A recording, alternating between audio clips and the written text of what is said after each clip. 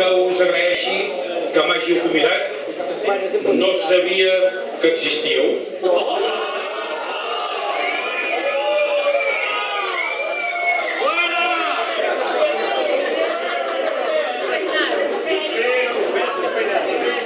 Però ara ja ho sé. De manera que agraït i veig que justament és una iniciativa molt interessant.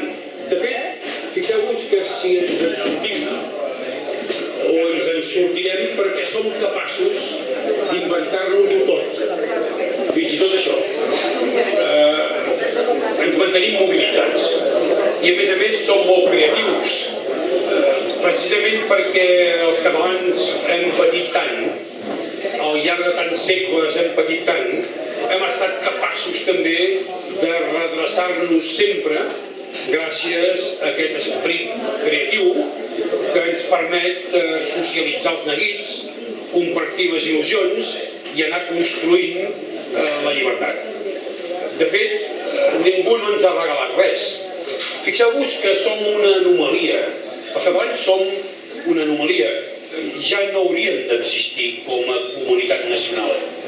Perquè poques comunitats nacionals com la nostra, que han tingut una història tan dissortada, després de patir durant 300 anys aquesta voluntat assimilacionista, fins i tot després de patir durant tants anys un veritable genocidi lingüístic, haurien de ser com els occitans. Els occitans, per desgràcia, encara que a Europa aconseguíssim que fos molt millor del que és ara, encara que aconseguíssim que Europa fos molt més oberta, progressista i democràtica del que és ara, per desgràcia, els occitans mai ja assoliran la plenitud nacional. I en canvi els catalans som un dels pocs pobles sense estat que tenim tots els números per sortir-nos-en. Fixeu-vos, nosaltres, tal vegada els escocesos, els irlandesos que finalment reunificaran l'illa, segur que ho faran, la gent de Flandes, si deixen de flirtejar amb els feixistes, potser la gent d'Euskal Herria i potser, però ja ho tenen més pelut, la gent de l'IFA, no? Vol dir que els catalans, fixeu-vos que som dels pocs pobles sense estat que tenim totes les possibilitats d'assolir-ho, assolir la victòria. De manera que algun mèrit devem tenir, no? I aquest mèrit no és altre que aquesta voluntat de no rendir-nos mai, tot i que els nostres avis eren més valents que no pas nosaltres, segur, Segur que els nostres avis eren més valents que no pas nosaltres perquè van haver de lluitar en condicions molt més difícils que no pas les nostres. I en canvi no ho van aconseguir. Vol dir que el que estem fent és extraordinari. El que estem fent és titànic. Si els nostres avis, que eren més valents i que mai no es van rendir, no ho van aconseguir, senyal que el que volem fer és titànic. Per això de vegades els catalans, que també hem de reconèixer que som menys sabedors del que cantem, de vegades els catalans també ens deixem portar per una excessiva eufòria. La primera cosa que hem de posar en valor és que el que estem fent és extraordinari. Dos, que ho fem amb un esclop i una espardenya. Perquè ho fem en contra de tothom. Els estats no tenen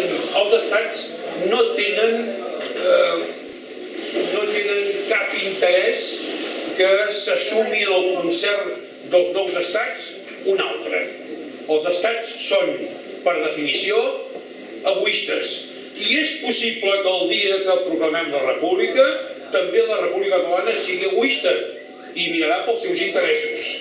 Vol dir que d'entrada el que volem fer és titànic, perquè les democràcies no tenen cap pressa que hi hagi un nou estat. No vol dir que hi estiguin en contra, però no tenen cap pressa. I en segon lloc, volem independitzar-nos d'un estat democràtic. Volem independitzar-nos d'un estat democràtic. I tots coincidim que la democràcia espanyola és una democràcia low cost.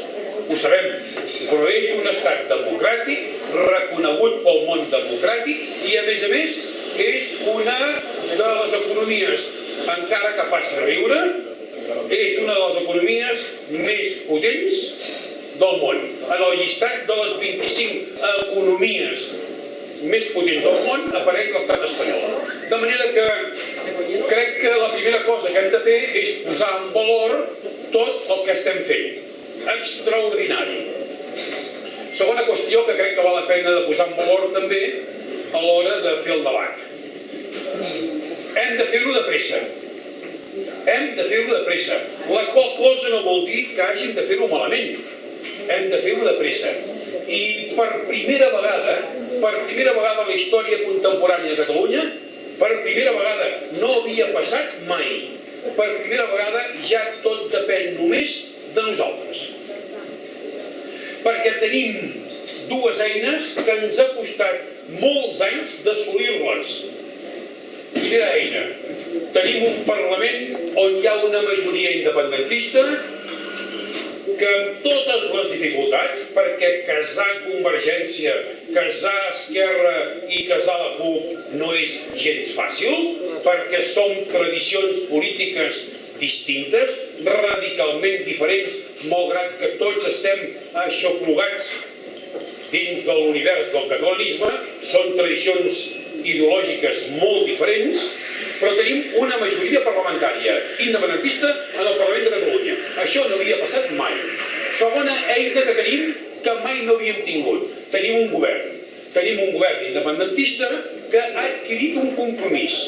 De fet, més que un compromís, és una obligació que hem contret amb la ciutadania. I, com sabeu, el full de ruta és molt clar. Es tracta de desplegar les 3 lleis de desconnexió. Ja s'han creat les ponències. S'han creat les ponències, no serà fàcil, però es tracta que d'aquí a uns mesos tinguem les 3 lleis aprovades. Acte seguit, i quan diem acte seguit vol dir al cap de poques hores o de pocs dies, és a dir, d'aquí 16 mesos, el govern de Catalunya, el govern d'en Puigdemont i en Junqueras, aquest govern haurà de dissoldre el Parlament de Catalunya i convocar eleccions constituents. Per poder convocar eleccions constituents, és a dir, per poder convocar unes eleccions no autonòmiques, s'ha de fer des de la plena sobirania. La plena sobirania la tindrem, l'acte d'independència serà l'aprovació de la tercera d'aquestes 3 lleis. La llei que anomenem de transitorietat jurídica. Els que ja som més grans, recordareu que en Torquato Fernández Miranda, un dels ideòlegs de la transició espanyola, va tenir l'encert d'elaborar un discurs jurídic a partir del qual fer possible desmuntar el franquisme amb les lleis franquistes. Allò que deia ell, de la ley a la ley. Doncs bé, de fet, nosaltres farem més o menys el mateix. La llei de transitorietat jurídica vol dir que a partir d'aleshores continuen sent vàlides moltes de les lleis espanyoles a l'espera que fem les noves lleis, però totes aquestes lleis sota l'ordenament polític de la Generalitat de Catalunya. Vol dir que les lleis espanyoles quedaran subrogades al govern de Catalunya. Això és un acte de sobirania. Aquest serà un moment clau. Aquí ens en sortim o directes tots a la Model.